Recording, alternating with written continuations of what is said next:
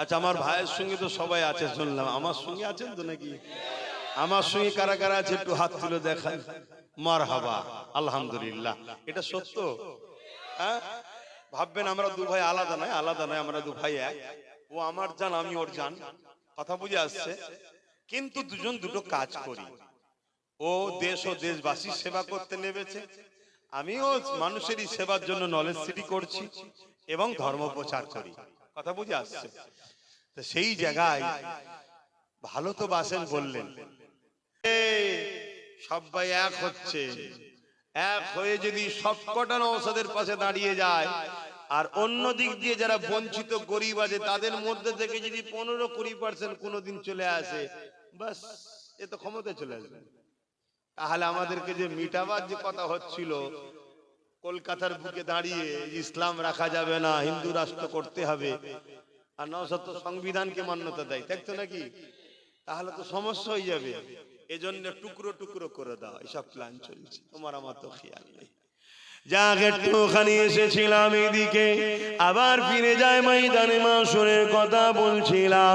এ যুবকেরা মনে রেখে দিও, দুনিয়াদারির মধ্যে দিয়ে আখিরাতের কল্যাণ রয়েছে।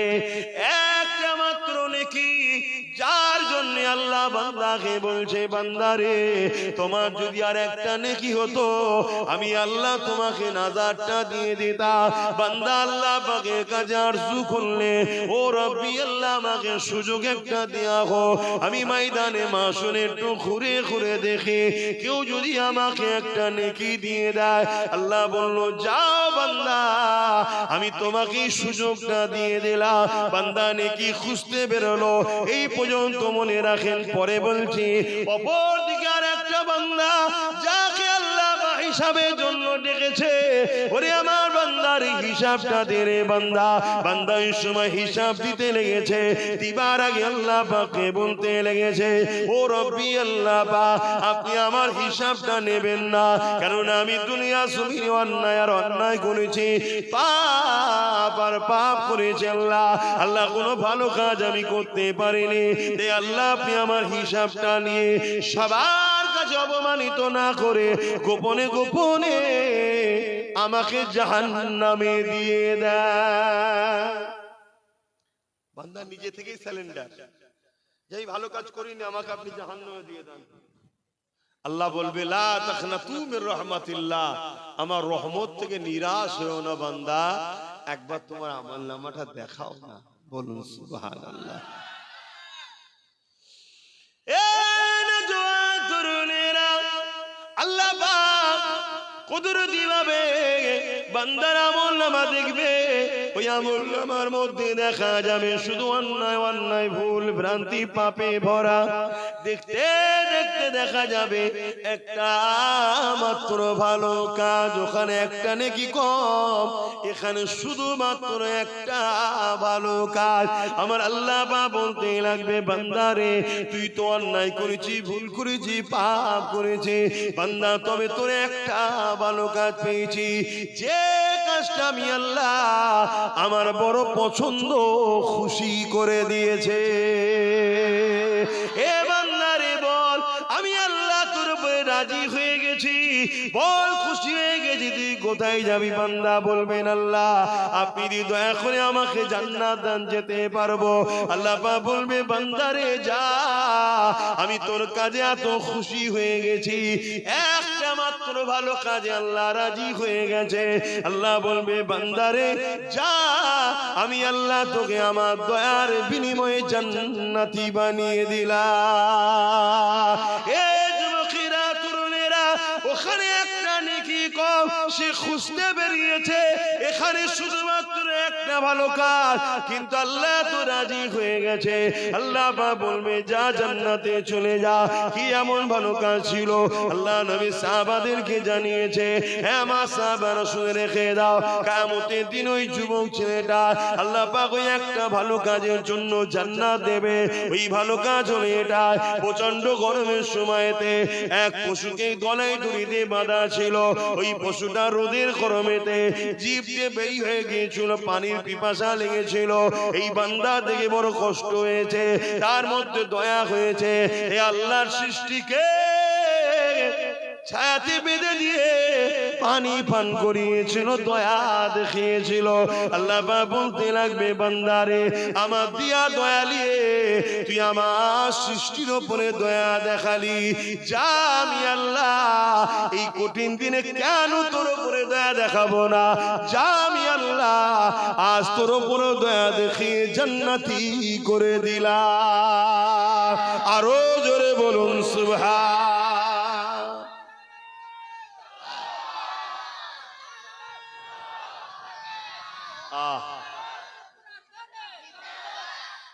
ভাবেন, যেদিন পশুটা বাঁধা ছিল, অসহায়, সে যেতে পারছে না, ছাওয়ার রোদে ছটফট করছে, পিপাসা লেগেছে, ওই অবস্থায় বান্দা তার উপরে দয়া দেখিয়েছে। ময়দানে মাহশরে আমরা অসহায় না, অসহায় নয়? তাহলে আল্লাহ বলছে, তুই যদি আমার সৃষ্টির অসহায় সময় তার সাথ দিস, তাহলে যেদিন তুই অসহায় হবি ময়দানে মাহশরে, আমি আল্লাহ রহমান রহিম কেন তোর সাথ দেবো না, যা তোকে দয়া করে জান্নাত দিলাম। জোরে বলুন সুবহানাল্লাহ। আজ যদি আমরা এতিম বাচ্চারা অসহায়, গরিব বাচ্চারা অসহায়, বিধবারা অসহায়, সমাজের কোন গরিব এতিম অসহায়ের উপরে যদি জুলুম হয়, যদি তুমি তার সাথ দিয়ে তাকে জুলুম থেকে মুক্ত করতে পারো, তাহলে কিয়ামতের দিন তুমি যখন অসহায় হবে, আমার আল্লাহ তোমার সেদিন রহমত দ্বারা তোমাকে অসহায় থেকে মুক্ত করে জান্নাতে দেবে। জোরে বলুন সুবহানাল্লাহ। এজন্য আল্লাহ নবী বলেছেন, তুমি যদি আল্লাহর দয়া পেতে চাও, তুমি আল্লাহর সৃষ্টির উপরে দয়া করো। সে সৃষ্টির মধ্যে শ্রেষ্ঠ সৃষ্টি আবার মানুষ, সৃষ্টির উপরে দয়া করো। কিন্তু আজ আমরা মানুষ কি মানুষের উপরে দয়া করছি? সে মানুষ যদি হিন্দু হয়, আদিবাসী হয়, সাঁওতাল হয়, বাগদি হয়, খ্রিস্টান হয়, সেও যদি বিপদে পড়ে তার উপরে দয়া দেখানো দরকার আছে না? না, অবশ্যই মানুষ সে আল্লাহর সৃষ্টি। পাশাপাশি জীব জন্তু যদি বিপদে পড়ে তার উপরে দয়া দেখানো দরকার আছে না? নাই। কিন্তু আমরা সোশ্যাল মিডিয়ায় কি দেখছি, ছোট্ট ছোট্ট বাচ্চা গরিব এতিম হওয়ার দরুন পেটের জ্বালায় যদি কেউ কারো খাবার নিয়ে নেয়, তাকে গাছে বেঁধে একদল লোক পিটছে। আর কোটি কোটি টাকার 100, 200, 300, 400, 1000 কোটি টাকার চোর নেতাগুলোকে ওই মানুষগুলোই আবার তাদের পিছনে ছুটছে, নেতাজি জিন্দাবাদ, নেতাজি জিন্দাবাদ। খোদার গজব আমাদের উপরে হবে না? একটা গরিব মানুষের ছেলে পেটের জ্বালায় রুটি চুরি করেছে, বা কিছু খাবার চুরি করেছে, বা কারো কাছে আম চুরি করেছে, হালকা বয়সের ছেলে। এই তো কিছুদিন আগে একটা কোন জায়গায় আম চুরি করেছিল, সে অমুসলিম ঘরের ছেলে ছিল, তো কি হয়েছে, বাচ্চা ছেলে, তাকে মারতে মারতে মেরে ফেললো। ভুলে গেছেন কি আপনারা? জানেন নাকি? নাই, ভুলিনি, আমার সব মনে থাকে। আজকে তাকে দেখা যাচ্ছে বেঁধে পিটছে। কিছুদিন আগে দেখেছেন পুলিশ পর্যন্ত মারছে একটা বাচ্চা ছেলে, পুলিশের সামনে, পুলিশের সামনে একটা বাচ্চা ছেলেকে মারা হচ্ছে। সে কিছু চুরি করেছে। মায়ের পেট থেকে কেউ চোর হয়ে বেরোয় না। সমাজ থেকে অবহেলিত করেছে, সমাজ থেকে শিক্ষা দেয়নি, পড়ার সময় সমাজ থেকে খাতা পেন দেয়নি, সমাজ থেকে স্কুলে নিয়ে যাওয়ার ব্যবস্থা করেনি। শুধু কি বাপ মারই দায়িত্ব? মানুষ হিসেবে মানুষের দায়িত্ব আছে না? আজকে যদি বাপ মারই শুধু দায়িত্ব থাকতো, তাহলে আমার নলেজ সিটি করার দরকার নেই। নলেজ সিটি করতে গিয়ে আমার মানসিক চিন্তা যাচ্ছে, শরীর যাচ্ছে, সময় দিতে পারছি না নিজের পরিবার, কাজ কামের কাছে, সন্তানের কাছে, নিজের গাঁটে লক্ষ লক্ষ টাকা যাচ্ছে। কেন? সমাজের অনেক গরিব বাচ্চা আছে যাদেরকে যদি আমরা অবহেলিত করি, তাহলে তারা মানুষের মতো মানুষ হবে না। আজকে সেই এতিম অসহায় বাচ্চাগুলোকে নিজেই ভর্তি করতে পারি। তোমাদেরকেও বলে যাচ্ছি, অনেক জায়গায় বলেছি, আজকেও বলছি, তোমাদের যদি কারো এলাকায় জানাশোনা থাকে এতিম বাচ্চা, কেউ নেই দেখাশোনা করার, ওই বাচ্চাকে তোমরা দায়িত্ব নিয়ে আমার সাথে যোগাযোগ করিয়ে দাও। ওই বাচ্চাকে সম্পূর্ণ ফ্রিতে আমি তাকে পড়িয়ে জেনারেল লাইনের শিক্ষা, নলেজ সিটিতে মাদ্রাসা পড়ছি না, আমি জেনারেল লাইনের শিক্ষা করছি। মাদ্রাসা আছে, আমি 50টা মাদ্রাসা চালাই। আরো অনেক হুজুরদের, অনেক মৌলানাদের মাদ্রাসা আছে না? নাই ভাই, মাদ্রাসা দরকার আছে। আছে তো, কে বলেছে না? এই গ্রামে হয়তো মাদ্রাসা আশপাশে আছে, মাদ্রাসা আশপাশে, এই বল্লভপুরে একটা মাদ্রাসা চলছে, মাদ্রাসার দরকার আছে। কিন্তু সব মৌলভী সাহেব বলে হবে? আমাদের কিছু ডাক্তার, কিছু পুলিশ, কিছু জজ, কিছু ডিএম, কিছু আইএস, কিছু আইপিএস দরকার আছে না? না, আমাদেরই বাচ্চারা যারা ডাক্তার হবে মৌলী সাহেবের কাছে বসে অশ্বনে দিন শিখবে। আবার যখন মৌলী সাহেব অসুস্থ হবে ডাক্তার কাছে যাবে, হুজুর এসেছেন, কি হয়েছে বাবা? আমার এই হয়েছে। আচ্ছা হুজুর আমি ট্রিটমেন্ট করে দিচ্ছি। তাহলে এখান থেকে তুই ফায়দা নিবি, ওখান থেকে তুই ফায়দা নিবি কি? আর না হয় মুসলমান হওয়ার জন্য আগামী দিন চিকিৎসাই করবে না, কি করছে না? করে না। অনেক হিন্দু ডাক্তার মুসলমান হওয়ার জন্য তাকে চিকিৎসাই করেনি। রিপোর্ট দেখেছেন না দেখেন?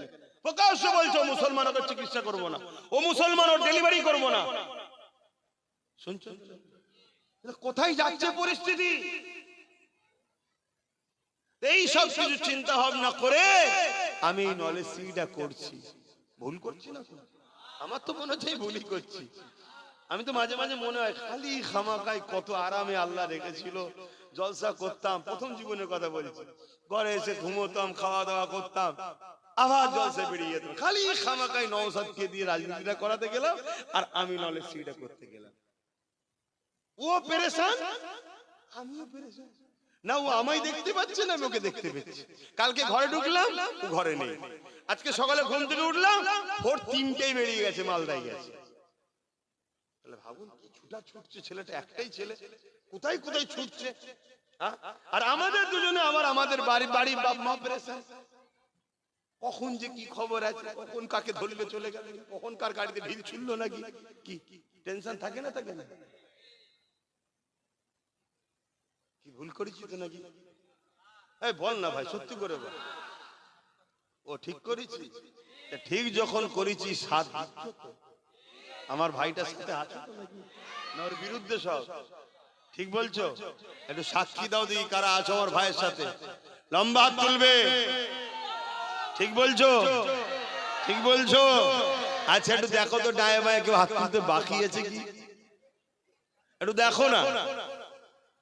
কিন্তু কেউ বাকি থাকলে তার সঙ্গে ঝগড়া করবো না আমরা, কিন্তু চিনে লিওয়া দরকার আছে না? নাই কেন? আজকের লড়াই শুধু রুটির লড়াই নেই, আজকের লড়াই হচ্ছে দিদি মুদি ইসলামের দুশ্মন। সত্য না মিথ্যা? এই জোরে বলে। অতএব ইসলামের দুশ্মনের সাথ যদি কোনো মুসলমান দেয়, ওই মুসলমান মুনাফিক বলা হয়। মুনাফিক চিনা দরকার আছে না? এই জন্য বলেছি তার সাথে ঝগড়া করবো না। কেন ঝগড়া করতে পারে বাবা? দেশটা সবার, এ দেশটা সবার। এদেশে কেউ যদি মনে করে খুঁটোটা হলো আমার ভগবান, আমি পুজো করব, তাকেও দেশ রাইট দিয়েছে, কিন্তু আমি মানি না। আমি মানি এক আল্লাহ, ঠিক না বেটি? কিন্তু তা বলে ওকে বলতে পারি না মেরে ফেলবো, এটা বলার অধিকার নেই, আর ইসলামও দেয়নি। কথা বুঝে আসছে না? না, আল্লাহ আমাদেরকে খুব সামান্য জিন্দেগিতে দুনিয়ায় পাঠিয়েছে। আমরা এত ব্যস্ত হয়ে গেছি, দুনিয়ার কাজই সেরে উঠতে পারছি না। অথচ আমাদের সবার সামনে যে কোনো মুহূর্তে, যে কোনো টাইমে মৃত্যু এসে যাবে। আমরা আখিরাতের জন্য কি করলাম? কোরআন পাখি আল্লাহ বলেছেন, অলতানজুরু নাফসুম মা কদ্দামাত লিগা। প্রত্যেকটা নফসের উচিত পরকাল নিয়ে ভাবা। আমরা দুনিয়ার এত কাজে ব্যস্ত হয়ে গেছি, আর দুনিয়ার সময় এত সংক্ষেপ। আল্লাহ রসুল বলেছেন, আখিরি জামানায় মাসগুলো বছরগুলো মাসের নাই চলে যাবে। একটা বছর একটা মাস যেমন যায় সেরকম চলে যাবে। খেয়াল করে দেখুন, হু করে চলে যাচ্ছে। একটা মাস একটা সপ্তাহ নাই চলে যাবে, একটা সপ্তাহ একটা দিনের নাই চলে যাবে, একটা দিন একটা ঘন্টার নাই চলে যাবে। আগেকার সময়ে মানুষরা কাজ কাম করে শেষ হয়ে সময় এত থাকতো, ইন্তজারে থাকতো কখন সন্ধ্যা আসবে, আর রাত হলে যেন সকাল হতে চাইছে। আর এখন আমরা শুধু চোখটা বন্ধ করি রাত্রিরে, অমনি মসজিদে আসসালাতু খায়রুম মিনান নাওম, ঘুমের থেকে নামাজ অনেক উত্তম। মুয়াজ্জিন আযান দিচ্ছে, তখন মনে হচ্ছে এই তো ঘুমালাম, এক্ষুনি উঠতে হবে। কিন্তু না, সময় হু করে চলে যাচ্ছে। তো যাক, আমরা আখিরাতের জন্য কি করলাম এটা আমাদের প্রত্যেককে ভাবতে হবে, প্রতিটা নফসকে ভাবতে হবে। এটা আল্লাহ বলেছেন। এই মাহফিল আখিরাতের ভাবার জন্য মাহফিল। আর আখিরাতের কামিয়াবি দুনিয়ার এই বাগান থেকেই তোমাকে সঞ্চয় করতে হবে। দুনিয়ার জিন্দেগির মধ্যেই তোমার আখিরাতের কামিয়াবি আছে। আমরা মনে করি এটা দুনিয়াদারি না, এর মধ্যেই তোমার আখিরাতের কল্যাণ আছে। তোমার সংসার জীবনে আখিরাতের কল্যাণ আছে, তোমার বিজনেস জীবনে আখিরাতের কল্যাণ আছে, তোমার পারিবারিক, সামাজিক, অর্থনৈতিক, রাষ্ট্রনীতি, রাজনীতি, তোমার লাইফের প্রতিটা মুহূর্তেই দুনিয়ায় যা করছো এর মধ্যেই আখিরাতের কল্যাণ আছে। শুধু আমার রসুল যেভাবে করেছে ওইভাবে যদি করো, তাহলে ইনকাম করবে তুমি, খাবে তুমি, সংসার চালাবে তুমি, অর্থ হবে তোমার। কিন্তু রসুলের সুন্নাত তরিকায় যদি করো, অতি আখিরাতের বিজয় আছে। জোরে বলুন সুবহানাল্লাহ। স্বামী স্ত্রী সংসার, আনন্দের সংসার, খুশির সংসার, শান্তির সংসার, কিন্তু অতি আখিরাতের কল্যাণ আছে। শুধু আমার রসুলের সুন্নাহ অনুযায়ী নবী যেভাবে সংসার করেছে, স্ত্রীদেরকে যেভাবে সম্পর্ক ভালোবেসেছে ওইভাবে তোমাকে সংসার করতে হবে, তাহলেও এর মধ্যে আখিরাত আছে। শুধু যে নামাজের মধ্যে আখিরাত তা নয়, রোজার মধ্যে যে শুধু আখিরাত তা নয়। নামাজ রোজা যেমন আছে, নামাজ তো বছরে 5 ওয়াক্ত, 5 10 50 মিনিট বা 1 ঘন্টা, তাহলে বাকি 23 ঘন্টা কি কাজ আছে? এমনি এমনি নাকি? না, আখিরাতেরই কাজ। তো সেই শিক্ষা এই মাহফিলে দেওয়া হয়, এবং এই যে মাহফিলে বসে আছি, এই বসে থাকাটাও আখিরাতের জন্যই হচ্ছে। জোরে বলুন সুবহানাল্লাহ। কেন এই মাহফিলে বসলে আল্লাহ খুশি ও রাজি হয়। জোরে বলুন সুবহানাল্লাহ। আল্লাহ নবী আরো বলেছেন, যেখানে কোরআনের মাহফিল হয়, দ্বীন ইসলামের আলোচনার মাহফিল হয়, ওই মাহফিলে গিয়ে যারা বসে তাদের ওপরে আল্লাহ রাজি হয়ে যে ছোট ছোট গুনাহ মাফ করে দেয়। জোরে বলুন সুবহানাল্লাহ। এটা আমাদের আখিরাত হচ্ছে তো নাকি? আখিরাতের জন্যই হচ্ছে। আর এখানেই আলোচনার মধ্যে দিয়েই মানুষ আখিরাতের চিন্তা করে। এখানেই বসলে আখিরাতের কথা মনে পড়ে। এখানেই আসলে আখিরাতের বিজয় কি করে হবে সে শিক্ষাটাও দেওয়া হয়। তাই এসেছেন যখন আপনারা, সামান্য সময় আল্লাহ দিয়া জিন্দেগি আল্লাহর রাস্তায় চালান। মাকসাদ করুন, এই দুটো চোখ আল্লাহ দিয়েছে, আমি ওই জিনিস দেখব যে জিনিস দেখলে আল্লাহ খুশি, ওই জিনিস দেখব না যেটা দেখলে আল্লাহ অখুশি। এই তো কামিয়াবি হয়ে গেল আখিরাত।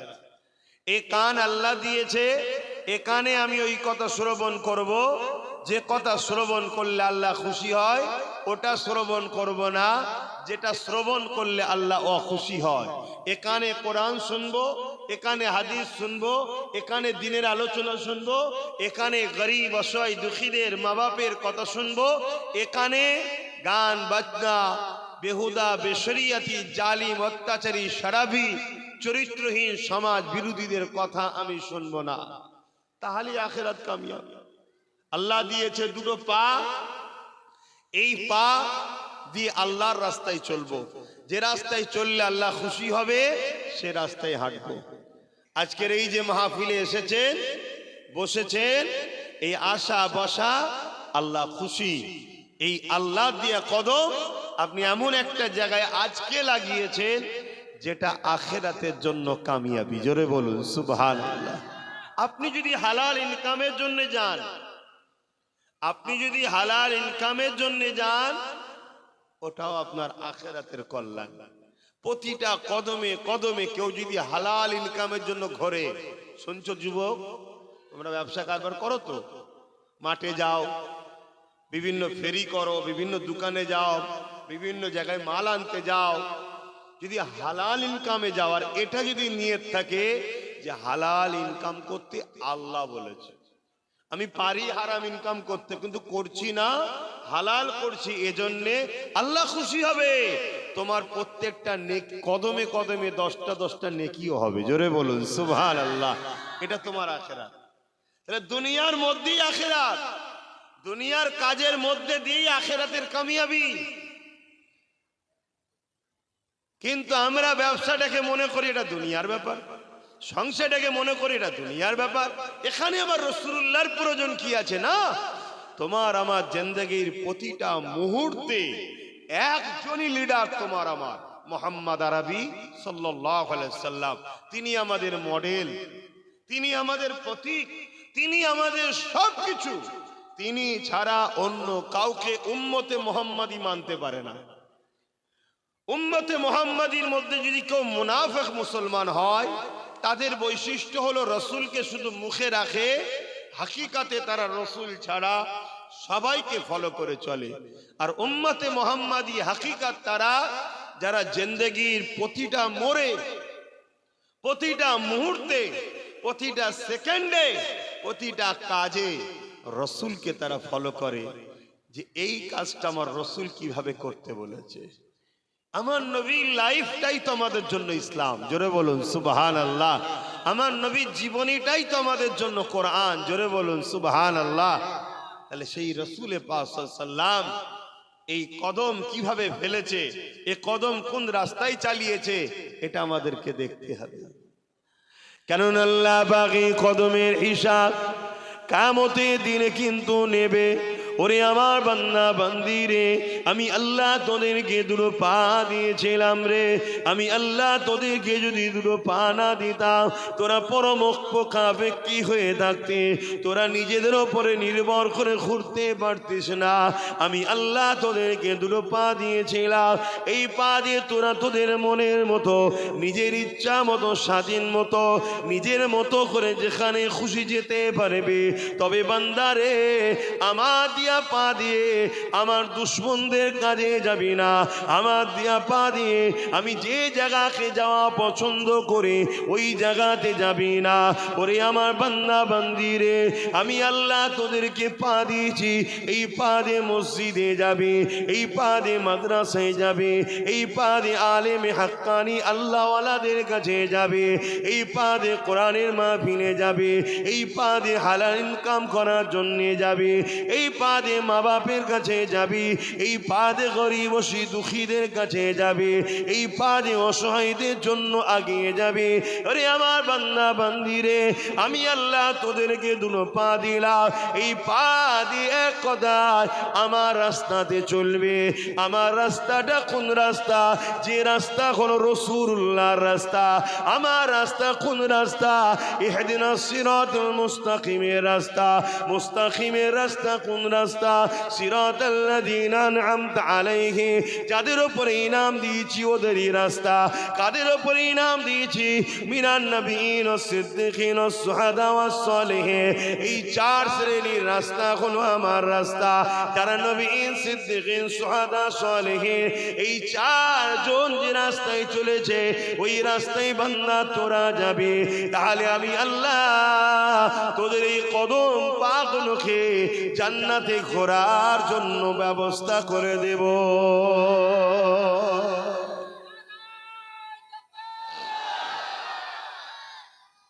আল্লাহু আকবার, জিন্দাবাদ। আর নচেত যদি বুরাই রাস্তায় যাস, শয়তানের রাস্তায় যাস, ধোকার রাস্তায় যাস, গানে যাস, যাত্রায় যাস, ফাংশনে যাস, সিনেমায় যাস, ফাসেকদের কাছে যাস, বেফজুল বেশরিয়াতি কথা, সমাজ বিরোধী কথা, ইসলাম বিরোধী কথা, শরাবি, জালিম, ইসলাম বিরোধী যারা, তাদের কাছে যদি আমার দিয়া পা দিয়া গিয়ে বসিস, মনে রেখিস আমি আল্লাহ এই পায়ের কিন্তু হিসাব কিয়ামতের দিন লব। ওয়াল তানজুরু নাফসুম মা কদ্দামাত, এটাই নফসকে আল্লাহ ভাবতে বলেছে।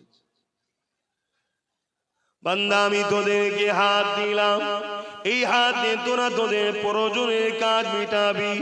এই হাত দিয়ে বান্দা হালাল ইনকাম করবি। এই হাত দিয়ে বান্দা বান্দি রে এমন করে তোরা নিজেদের প্রয়োজনের কাজ মিটাবি। ওরে আমার বান্দা বান্দি রে, এই হাত দিয়ে গরিবকে সেবা করবে, এতিমদের সেবা করবে, মা বাপের সেবা করবে। আবার এই হাত দিয়ে বান্দা আমি আল্লাহ আমার কাছে হাত তুলে দোয়া চাইবি। ওরে আমার বান্দারে, এই হাত আমি আল্লাহ দিয়েছি, এই হাত দিয়ে মসজিদ বানাবি, যারা মসজিদ ভাঙবে তাদের বিরুদ্ধে লড়বি। এই হাত দিয়ে মাদ্রাসা বানাবি, যারা মাদ্রাসাকে ভাঙবে তাদের বিরুদ্ধে হাত দিয়ে লড়বি। ওরে আমার বান্দা রে, আমি আল্লাহ তোদেরকে হাত দিয়েছি, এই হাত দিয়ে আবার আমার পবিত্র কোরআন, এই কোরআনের দুশমন যারা তাদের বিরুদ্ধে লড়বি। আর তোরা আমার কোরআনকে এই হাত দিয়ে ধরে বুকে করে চেপে ধরবি, তেলাওয়াত করবি। এই জন্য আমি আল্লাহ তোদেরকে দুটো হাত দিয়েছি। এই রাস্তায় যদি চালাতে পারি তার মানে আখিরাতের কামিয়াব। এই হাতে ইনকাম করব, এই হাতেই খাবো, এই হাতেই নিজের প্রয়োজনের কাজ মিটাবো, এই হাতেই মা বাপের সেবা করব, এই হাতেই বাজার করব, এই হাতেই হালাল কিনবো, এই হাতেই গরিবকে দান করবো। এগুলো সব আল্লাহর রাস্তায়। কিন্তু এই হাতেই যদি আবার ইসলাম বিদ্বেষীদের ঝান্ডা ধরি তাহলে শয়তানের রাস্তায় চলে গেলাম। এই হাতকে চালালাম, আল্লাহর বিচার নেবে, কিন্তু হাতের হিসাব নেবে। আমি গল্প বলছি না আপনাদেরকে, আমার কথা নিতে পারছেন তো? হ্যাঁ, গল্প বলছি, আল্লাহ হিসাব নেবে। আল্লাহ কি এমনি এমনি পাঠিয়ে দিচ্ছে নাকি আমাদের? যা দুনিয়ায় গিয়ে ফুর্তি আনন্দ মজা করে আয়, এমনি এমনি পাঠিয়ে দিচ্ছে নাকি? এটা একটা টেস্টে পাঠিয়েছে, এটা পরীক্ষা, একটা মিশনে, এটা মিশনের জন্য পাঠিয়েছে। আমি একে 47 দিলাম, ইউনিফর্ম দিলাম, মাস গেলে মাইনে দিচ্ছি, বর্ডারে দাঁড় করিয়েছি, দামি দামি চাল কম পয়সা খাওয়াচ্ছি, সবকিছু ফ্রি, সব ব্যবস্থা করে দিয়েছি। এমনি এমনি নয়। বিদেশিটা আমার দেশের মধ্যে না ঢোকে বর্ডারকে পাহারা দেয়, এটাই তো বিএসএফ এর কাজ। আমার দেশের মাল যেন বিদেশে না পাচার হয়ে যায়, এটা কাজ। যদি না করে দেশ থেকে মাইনে দেবে, রাখবে? উপরন্ত আবার তারা যদি দেশের দুশমনদের সঙ্গে হাত মিলায় তাহলে শাস্তি আছে না? নাই। তাহলে আল্লাহ তোমাকে আমাকে সব দিল, জমিন দিল, আসমান দিল, জান দিল, জিন্দেগি দিল, দুটো চোখ দিল, হাত দিল, পা দিল, কত রকম খাদ্য ফল মূল দিল। এমনি এমনি নাকি? বান্দা আমার জমিনে আমি যেটা চাই, আমি যাতে রাজি, আমার হাবিব যাতে রাজি, ওই কাজ করবি। আর যেতে আমার হাবিব নারাজ, ওই কাজ করবি না। ভালো লোকের সঙ্গে মিশবি, চরিত্রবানের সঙ্গে মিশবি, ভদ্রবানের সঙ্গে মিশবি। আমার পক্ষে যারা তোদেরকে ডাকবে তাদের সঙ্গে মিশবি। যারা সমাজ বিরোধী, দেশদ্রোহী, গাদ্দার, খুনি, চরিত্রহীন, জেনাখোর, ব্যভিচারী, বদমাইশ, তাদের সঙ্গে মিশবি না। এই তো কথা, এটাই তো জিন্দেগি। আর এইটাই করলেই তো আখিরাতে কামিয়াবি। তোমাকে আলাদা করে কোনো পাহাড় কাটতে আল্লাহ বলেন যে পাহাড়টা কেটে আয় তবে জান্নাত দেবো, সূর্যটাকে নেপিয়ে লিয়ে আয় জান্নাত দেবো, চাঁদে যে ঘুরে আয় তবে জান্নাত দেবো, সাগরের পানিকে শুকিয়ে দিয়ে ছেঁচে দেখা তারপরে জান্নাত দেবো। আল্লাহ বলেছে নাকি? তোমাকে ভালো হতে বলেছে, আর ভালো লোকের সঙ্গে মিশতে বলেছে। আর অন্যায় যে করবে আমার জমিনের ওপরে, তোরা সংগঠিত হয়ে তাকে রোক, তাকে রোক। কারণ জমিন আল্লাহর, এখানে আল্লাহর রাজত্ব চলবে, এখানে আল্লাহর কথা চলবে, এখানে কারো মনমানি কথা চলবে না। আজ বড় দুঃখের বিষয়, আমরা সংগঠিত নই, ঐক্য নই। আমাদের কিছু ভাই চলে গেছে এ ডাকাতের সাথে, কিছু গেছে ও চোরের সাথে, কিছু গেছে মাতালের সাথে, কিছু গেছে মুনাফিকের সাথে। আমরা টুকরো টুকরো হয়ে গেছি বলে আল্লাহ জমিনের উপরে আজকে যা খুশি তাই হচ্ছে। যদি আমরা সবাই এক প্ল্যাটফর্মে দাঁড়াতে পারি, ইনশাআল্লাহ এই জমিনের উপরে অন্যায়, অত্যাচার, জুলুম, খুন, দাঙ্গা, ফাসাদ, নারীদের উপরে জুলুম, রেপ, সবটা ইনশাআল্লাহ বন্ধ হয়ে যাবে। জোরে বলুন সুবহানাল্লাহ। এটাই তোমাদের কাজ। আর এইটা যদি করে যেতে পারি, আল্লাহ আমি দুনিয়াতে হালাল ইনকাম করেছি, হালাল খেয়েছি, পরিবারকে পর্দায় রেখেছি, ভালোবেসেছি, সন্তান হয়েছিল, সন্তানকে আপনার নবীর প্রেম, আপনার প্রেম, আপনার আহলে রাসূলদের প্রেম, কোরআনের শিক্ষা দিয়েছি, তাকে ডাক্তার বানিয়েছিলাম, উকিল বানিয়েছিলাম, জিএম বানিয়েছিলাম। আল্লাহ এমন করে কোনো গরিবের মাল ঝেড়ে খাইনি, গরিবকে সাহায্য করেছি, বড়দের সম্মান, ছোটদের স্নেহ করেছি, নামাজ পড়েছি, মসজিদের পক্ষে ছিলাম, মাদ্রাসার পক্ষে ছিলাম, গরিবের পক্ষে ছিলাম। আয় আল্লাহ, জালিমদের সঙ্গে ছিলাম না, অত্যাচারীদের সঙ্গে ছিলাম না, খুন খারাপি, দাঙ্গা ফাসাদ করিনি, তাদের সঙ্গে ছিলাম না। জান্নাত তো এই তো কাজ, এই তো কাজ। সারাদিন 24 ঘন্টার মধ্যে কত সহজ ব্যাপার। ফজর বেলা নামাজ পড়া, আবার জোহর বেলা নামাজ পড়া, এই ফজর থেকে জোহর পর্যন্ত তোমাকে হালাল ইনকামের জন্য চেষ্টা করতে হবে। পড়াশোনা যারা করছো পড়াশোনা করো, বড় হও, হালাল ইনকাম করবে। আবার জোহরের নামাজের পর খাওয়া দাওয়া করে তুমি একটু কাইলুলা করো। কাইলুলা করার পর তোমাকে বিকেল বেলা উঠলে ফজর আসরের নামাজ পড়লে একটু ঘোরাঘুরি করলে মন ফ্রি হলো। কথা বুঝে আসছে? বাচ্চা থাকলে বাচ্চার সঙ্গে সময় দিলে, বা দোকান খোলা থাকলে দোকান খুললে, আবার হালাল ইনকাম করো। আবার সন্ধ্যেবেলা ওয়াক্ত হলো নামাজ পড়লে, দোকান খুললে, নামাজ বসলে, ঈশা পর্যন্ত কি আর একটু রাত পর্যন্ত দোকান চালালে, চালিয়ে ঘরে এসে ফ্রেশ হয়ে নামাজটা পড়ে খাওয়া দাওয়া করে আল্লাহর নাম নিয়ে শুয়ে পড়লে, দরুদ শরীফ পড়তে পড়তে ঘুমিয়ে পড়লে। এই তো রুটিন। কিন্তু এর মধ্যে কোন অন্যায়কারীর সঙ্গে সাথ দেবে না, আর কারোর উপরে জুলুম করবে না। তোমার জন্যই তো জান্নাত। কিন্তু হায় আফসোস, এই সামান্য কাজ আমরা আল্লাহকে ভালোবাসি বলি, আল্লাহর জন্য আমরা করতে পারছি না। এ কেমন প্রেম! অথচ দুনিয়ার জালিমদেরকে যারা ভালোবাসে, তারা জালিমদের জন্য মানুষকে খুন করছে। আল্লাহ তোমায় খুন করতে বলেছে নাকি? তা তো বলে না, যোকে মেরে দিয়াই আল্লাহ বলে না। কথা বুঝে আসছে? তাহলে সেই জায়গায় আজকে কি করছি আমরা ভাবে, কিন্তু যেতে আল্লাহর কাছে হবে। সবাইকে কিয়ামতের দিন দাঁড়াতে হবে, ময়দানে মাশরে সবাইকে উঠতে হবে। ওই দিন আল্লাহ পাক কিন্তু বিচারটা নেবে। তিনি আহকামুল হাকিমিন হবেন, নাই বিচারক, নাই পরাণ, নাই বিচারক হবে। আমাকে ওই দিন উঠতে হবে, আপনাদেরকে উঠতে হবে, বাবা আদমকে উঠতে হবে, আম্মা হাওয়াকে উঠতে হবে। তামাম নবীরা ময়দানে মাশরে থাকবে, আমি আপনিও থাকবো। কিয়ামতের সেদিন পর্যন্ত সবাইকে ওই ময়দানে মাশরে উঠতে হবে। আমার আম্মা জানেরা, আপনাদেরকে ওই ময়দানে মাশরে উঠতে হবে। মনে রাখবেন, এই দিনটা এত কঠিন দিন হবে, যেদিন মাথার এক বেজা ইখতিলাফ, এক হাত উপরে আল্লাহ সূর্য নামিয়ে দেবে। মাথার ক্ষীণগুলো গলে গলে ওই সূর্যের তাপেতে জমিনে পড়তে থাকবে, এবং জমিনটা লোহা যেমন আগুনে দিলে পুড়ে পুড়ে লাল হয়ে যায়, ওই সূর্যের তাপেতে জমিনটা লাল হয়ে যাবে। একটুখানি ছেলে তোরা তো মোবাইল দেয়, কার ছেলে এটা? এত করে তোমাদেরকে বুঝাই, বাচ্চাদের হাতে ফোন দেবে না, ফোন দেবে না, ফোন দেবে না।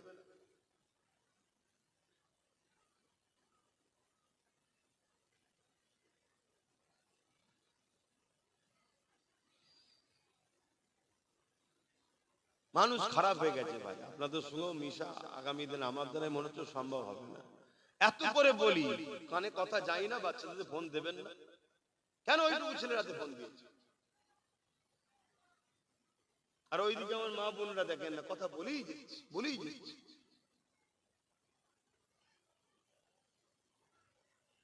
কমিটির লোক কোথায়?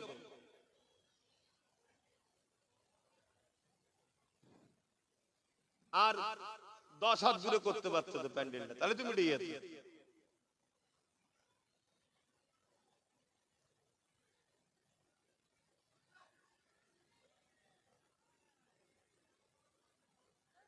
কি হলো? বসে বসে পড়েন।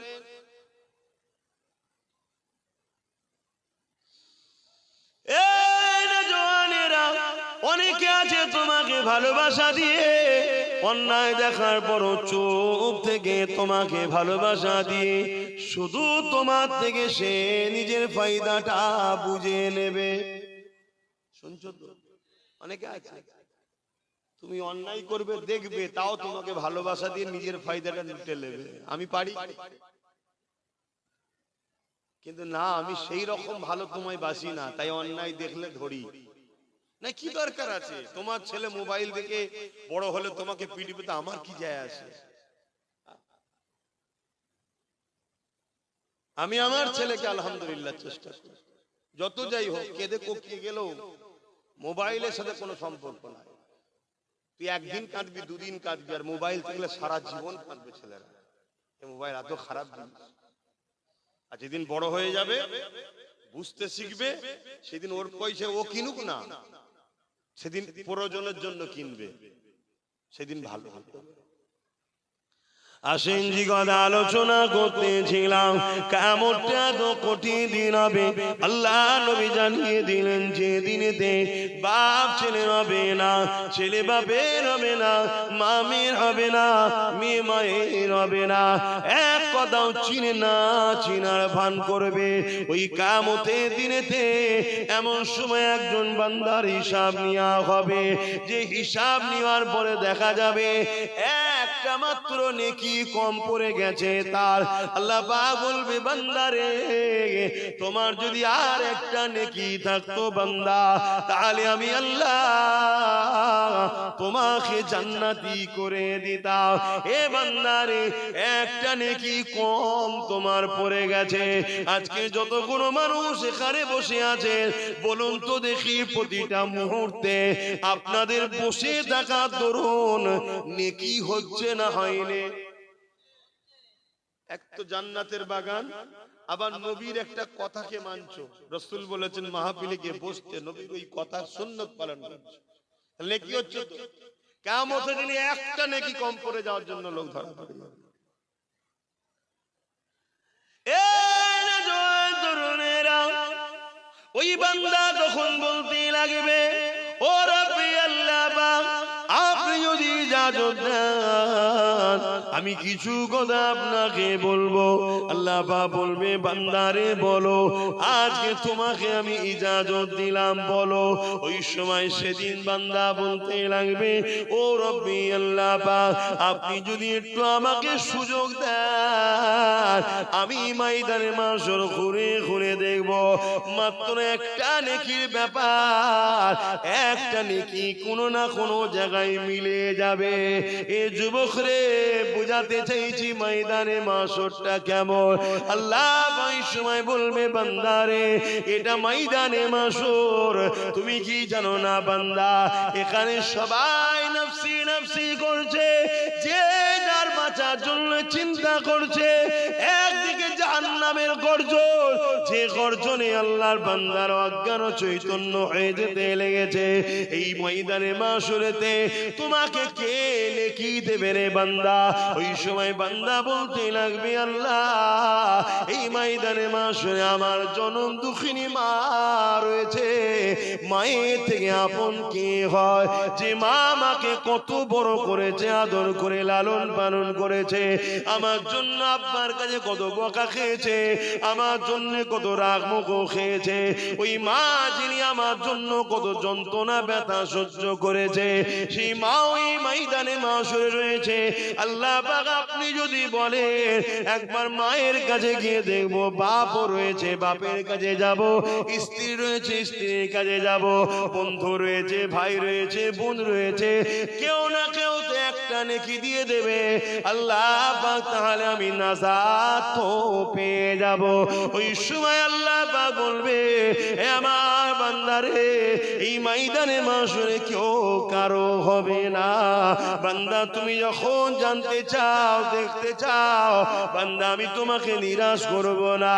যাও দেখো কেউ তোমাকে একটা নেকি দান করে কি দেখো। আল্লাহ যে এইটুকু সুযোগ দিচ্ছে সেদিন, এটাও আলহামদুলিল্লাহ, বলুন আলহামদুলিল্লাহ। কেন? তিনার হাতে সব পাওয়া, তিনি দুনিয়া তো আমাদের এই জন্য দিয়েছিল, আবার কেন দেবে? কিন্তু না, আল্লাহ তথাপিও সেদিন দিয়েছে। ওই সময় আমার আল্লাহ পাক বলবেন, যাও যে দেখো। বান্দা যাবে, যে ঘুরবে মায়ের কাছে যাবে, মা কি সমস্যা হলো, একটু সরে যান না, এই মুরব্বিটাকে উপরে তুলে দাও না, দরকার হয় সরে যান, উপরে চলে এসে বসে দেখতে দাও। যারা বসে আছে তাদের আড়াল করছো কেন? আস্তে আস্তে, ঠিকই বলছো তো, বসে আছে ও ঠিকই বলছো, তোমরা তো ভাই দাঁড়িয়ে আছো কেন? একই কথা। আচ্ছা ছেড়ে দাও, তুমি ঠিকই বলছো, ভুল তো এদেরই। কি হবে? এত কামতের কথা শুনো মানুষ আজকে পরিবর্তন হয়।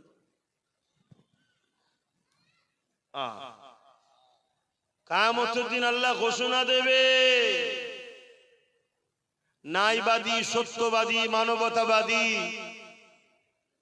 আর জালিম অত্যাচারী দুজনের কাতার আলাদা হয়ে যাও, ন্যায়বাদীদের থেকে বেরিয়ে যাও, আলাদা হয়ে যাও। তুমি কি ভাবছো আমি আলাদা হব না, রয়ে যাব নাকি? এটা কি আব্বাস সিদ্দিকীর হুকুম নাকি যে বসে যাও, বসছো না? আসল কথা সব জিনিস বুঝিয়ে বলা যায় না, কিছুটা অনুভব করতে হয়। যখন একটা বিমার হয়, একটা পেটের যন্ত্রণা যখন হয়, আমাদের কি দশা হয়? সামান্য একটা পেটের যন্ত্রণায় জন ছেলে যখন হয় কাছড়ায় কাতরায় যাবে, কখনো কখনো হসপিটাল ঘুরতে যাবে, দেখবে বিমারদের কি হচ্ছে। কখনো কখনো কবরস্থানে ধারে যাবে, যে দেখবে তোমাদের মতো এরকম সব রক্ত গরমওয়ালা জন ছিল একদিন, তাদের হাঁ হয়ে পড়ে আছে, ভেতরে দেখা যাচ্ছে না, হাড় হাড্ডি পড়ে আছে। শুনছো আমার ভাইগুলো, বেশি গরম ভালো নয়, একটু পরিবর্তন হয়। জানি হালকা বয়সে একটু হয় রে বাবা, কিন্তু এত গাফলতি কেন? একদিকে জালিমরা ইসলামকে মিটাতে উঠে পড়ে লেগেছে, সারা দুনিয়ায় হচ্ছিল, এখন সেটা আমার দেশে ঢুকে গেছে, দেশ থেকে দূরে এখন কানমুতে আমার রাজ্যে চলে এসেছে। কলকাতায় র্যালি হচ্ছে, মিছিল হচ্ছে, কলকাতায় প্রকাশ্য মিডিয়ার সামনে বলছে হিন্দু রাষ্ট্র বানাতে হবে, ইসলাম মুক্ত সমাজ গড়তে হবে। এটা হিন্দু রাষ্ট্র নাকি? এটা তো গণতান্ত্রিক দেশ। তাহলে এই রাষ্ট্রে হিন্দু রাষ্ট্র বলাটাই হলো সাম্প্রদায়িক। কই তার বিরুদ্ধে পুলিশ অ্যাকশন নিচ্ছে? লাইনে। কিন্তু একজন যদি শুধু বলে যে এই রাষ্ট্রকে, এই রাজ্যকে ইনসাফের উপরে, ন্যায়ের উপরে, মানবতার উপরে, সম্প্রীতির উপরে, ভ্রাতৃত্বের উপরে যার নাম ইসলাম আনতে হবে, বাস অমনি তার বিরুদ্ধে ফায়ার হয়ে যাবে, তাকে ধরে নিয়ে ভরে দেওয়া হবে। শুনছেন তো নাকি? কিন্তু একটা সংবিধান বিরোধী চরম অন্যায় কথা প্রকাশ্য বলা হচ্ছে, ভারত থেকে ইসলামকে মিটিয়ে দেওয়া হবে, ইসলাম মুক্ত ভারত চায়, মিডিয়াতে দেখাচ্ছে। আমার কলকাতাতে বিজেপি এলাকা গুলোই তো হচ্ছে রে বাবা, বিজেপিরাও তো, তারা তো চাইছে হিন্দু রাষ্ট্র বানাবো। শুনছেন তো নাকি? তারা তো চাইছে। আর তুমি যতই যাদেরকে সেকুলার মনে করো, সব ভেতরে ভেতরে কিন্তু এক হচ্ছে। শুধু তুমি হাঁ করা হয়ে বসে আছো, তুমি শুধু হাঁ করা হয়ে বসে আছো, তোমার হুঁশি নাই কি হচ্ছে ভেতরে ভেতরে। কথা বুঝে আসছে? গোস্ত গোস্তই হয়, উজুড়ি উজুড়ি হয়। তুমি যতই চেষ্টা করো উজুড়িকে গোস্ত বানাবার আর গোস্তকে উজুড়ি বানাবার, কখনোই সম্ভব নয়। সেদিন আর নেই যেটা আগে দেখেছিলে, এখন সিচুয়েশন আলাদা। তো যা কিসব কথা বললে তোমাদের পছন্দ হবে না, নেবে না, আর কি বলবো, যা খুশি করো। তবে সজাগ করার দায়িত্ব আছে, তাই সজাগ করছি। এত বড় একটা কথা, পুরো সংবিধানকে মিটিয়ে দেওয়ার কথা, হিন্দু রাষ্ট্র হবে, ইসলামদেরকে রাখা যাবে না। বাংলার কলকাতাতে হচ্ছে, মিডিয়ায় দেখাচ্ছে, তার বিরুদ্ধে পুলিশ অ্যাকশন হয়েছে। তুমি কি বুঝছো? তোমার সরকার তাকে সাপোর্ট করছে, তার মানে তাহলে বিজেপিও চাইছে হিন্দু রাষ্ট্র, এও চাইছে। এই জন্য এরকম সব জায়গায় মন্দির তৈরি করছে আর মসজিদ গুলো সব ভাঙছে। নিউ টাউনে মসজিদের জায়গা চুরি করে বিক্রি করছে, করছে না, করে না? তাহলে এদের উদ্দেশ্য হলো ইসলামের পেহচান রাখবো না। আর সেই জায়গায় তোমার আমার কওমের একদল মুসলমান আবার এদের সাথ দিচ্ছে না, দেয় না। তারা মুসলমান, তুমি আমি দেখছি, তারা মুসলমানরা অলরেডি ইসলাম থেকে অনেক আগে বেরিয়ে গেছে। এই ভারতবর্ষে একটা হলো অমুসলিম মুসলমান হয়েছে না হয়নি? কথা বলো, হয়েছে না হয়নি? লাখ লাখ হচ্ছে আমি জানি, কিন্তু সেগুলো কি আমাদের সামনে আসছে? ঠিক তেমনি অনেক মুসলিম ঘরের ছেলে শিক্ষার অভাবে হোক আর কপাল ফাটা হয়ে হোক ইসলাম থেকে বেরিয়ে গেছে না, যায় না? কথা বলছে না? তো সেইগুলো কারা? সেগুলো কোনো খবর আছে না? সেগুলোকে এই নাম টাম সব রেখে দেওয়া হয়েছে, তাদেরকে চেঞ্জ করতে দেওয়া হয়নি। তাদের দ্বারা ইসলাম বিদ্বেষীরা কাজ করাচ্ছে, তাদেরকে পিছন থেকে অর্থ দিচ্ছে, তাদেরকে অস্ত্র দিচ্ছে, তাদেরকে প্রশাসনিক পাওয়ার দিচ্ছে, দিয়ে বলছে তোরা মুসলমানদের নেতা হয়ে থাক, সময় যখন আসবে তোরা চেঞ্জ হয়ে এইদিকে চলে আসবি, কেন মুসলমানকে কন্ট্রোল তোরা কর। তোদের হাত থেকে ফসকে গিয়ে যদি কোনো নবী খানদানের হাতে চলে যায়, তাহলে তো আমাদের চামড়া গুটিয়ে ফেলবে। কথা বুঝে আসছে না? না, এই জন্যই পরিকল্পনা চলছে, কিন্তু আমাদের তো হুঁশই নাই, আমাদের কোনো খেয়ালই নাই। আমরা ভাবছি কোন রকম 200 টাকা যদি হয়ে যায় দিনটা কেটে যাবে, চলো কার পিছনে ঘুরলে কার চামচাগিরি করলে 200 টাকা পাওয়া যায়। দেখ কি এটা এক শ্রেণী মুসলমান এটা করছে না করে? আজ নয় আলহামদুলিল্লাহ বলে বলে বলে বলে বলে একটু হলেও মুসলমান জেগেছে না জাগেনি? এটা আওয়াজ দিয়ে বলুন না জেগেছে। কিন্তু আবার যদিও জায়গায় আমার মতো কত হুজুর, কত মৌলী সাহেব, কত বক্তা ঘুম পাড়াবার চেষ্টা করছে, কতজন আবার বিভাজন করতে চাইছে। আছি 10 জন একসাথে, বলছে 2 জন ওখানে চলে যা, 2 জন এখানে চলে যা, তা 4 জন চলে গেলে 6 জন কম হলো না? হলো না? এতদিন তারা কোথায় ছিল? এতদিন কোথায় ছিলিস? হঠাৎ করে এরকম মুসলিম দরদি হয়ে গেলি কি করে? তাহলে ভাবতে হবে কি না, এই যে হঠাৎ করে আমরা যে ঐক্য হচ্ছি, এ খবর ওদের কাছে আছে না নাই? তোমার গ্রামে ওদের লোক আছে, তোমার পাড়ায় ওদের লোক আছে, এই জলসায় ওদের লোক আছে, আমি যা বলছি সব রেকর্ডে ওদের কাছে যায়। তাহলে তোমার খবর ওদের কাছে আছে না নাই? তোমার হাড়ির খবর জানে, তোমার ফ্রিজের খবর জানে, সব খবর তোমার জানে। তা দেখছে তো সেই জায়গায় যদি কোনো আমার মুসলিম ঘরের ছেলে আজকে যদি ইসলামের দুশ্মনকে এখনো সাপোর্ট করে, তার স্বাধীনতা আছে, কিন্তু চিনে লিওয়া দরকার আছে না যে এইটা ঘোলা আন্ডা আমাদের নয়, আমাদের ঘরে হয়েছে কিন্তু আন্ডা ঘোলা হয়ে গেছে, কে আর লিয়া যাবে না, এতে দূরে থাকা দরকার। কেন এই বাহ্যিক আমাদের ভেতরটা জালিমদের কথা বুঝে আসছে না? না এটা মাথায় রাখা দরকার আছে তো নাকি? এই কথাগুলো একটু বুঝিয়ে দিচ্ছি, অসুবিধা হচ্ছে? আজান দিলে শোনা যাবে? হ্যাঁ, আসলে একটু সালামটা দিয়ে এলি একবার, ইয়া নবী সালাম।